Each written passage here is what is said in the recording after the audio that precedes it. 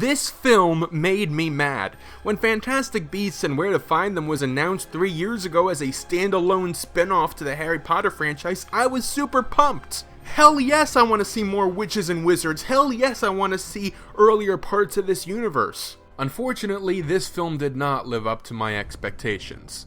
Now, that's not to say this is a bad film. It's not a bad film, but it's not good either. It's merely okay. To me, this film is suffering from multiple personality disorder. It doesn't know if it wants to be its own thing or a prequel to Harry Potter. It tries to be both and is satisfactory at neither. That said, I'm just gonna jump right into my biggest criticisms of this film. Oh, and by the way, spoilers ahead. Number 1, there is way too much stuff going on. Let's look at all the plot threads running through this film.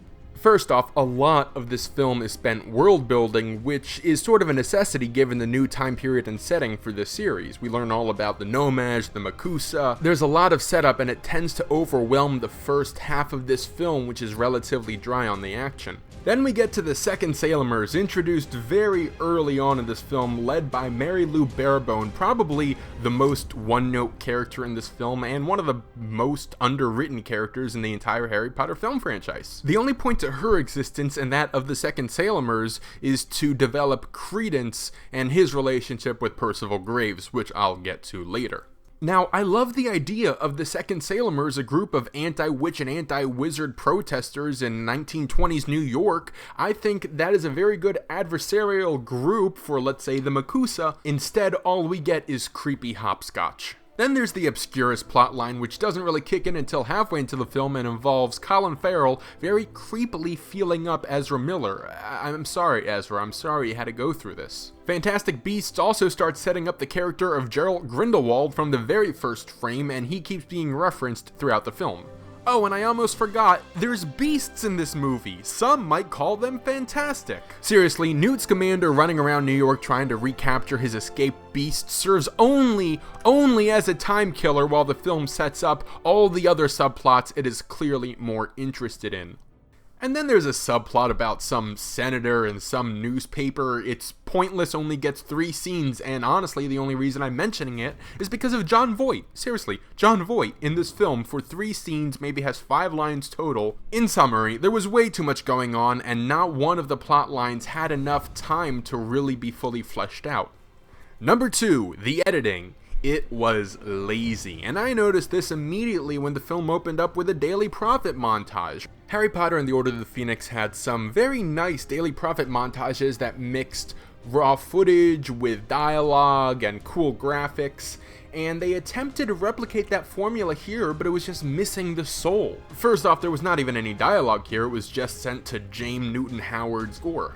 And the newspapers were just appearing out of a black background. There is nothing more boring than just fading out of a black background. Not even the montages in Order of the Phoenix needed a black background. And introducing your main villain through a newspaper montage, it doesn't work for me. I don't get any grasp of his character at all. I don't care about what he did. I care about who he is. What is his character? A newspaper montage is not going to tell us that. But back to the editing, the film's pacing was alright, it was decent, I'll give it that, it was decent, but there were some very abrupt cuts at weird times in the film. 2 abrupt cuts I noticed the most. Once when Percival apparated right in front of Credence, it was just completely out of the blue and felt disjointed. The other abrupt cut I noticed was when Newt, Jacob, Queenie, and Tina are talking within Newt's briefcase and the Thunderbird all of a sudden starts screaming and it's pouring rain. The cut from them talking casually to the Thunderbird coming down its rating, that edit was so crude it almost made me laugh. Number 3, too much CGI and at times bad CGI. Hey, remember when the goblins were real people? Ooh, I remember. For the most part, the animation was good and respectable. One of my issues is that it simply didn't innovate on top of anything we've already seen from the Harry Potter universe. Now, just 2 weeks ago, Doctor Strange gave us innovative new magical visuals, and unfortunately, it makes Fantastic Beasts look a bit rudimentary in comparison. The early Harry Potter films were great at combining cutting-edge CGI with real-world prosthetics and puppetry. That is just gone now, and I really wish we could go back to those good old days. Number 4, Jon Voight. I still don't know why he's in this film. Number 5, Grindelwald. Oh boy, where to start?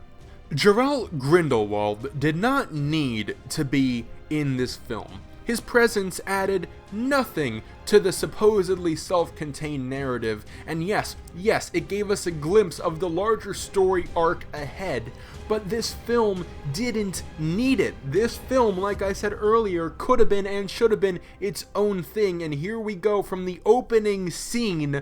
It's all about the larger picture. The final twist to this film is that Percival Graves had actually been Grindelwald the entire time. This makes no sense. This is stupid.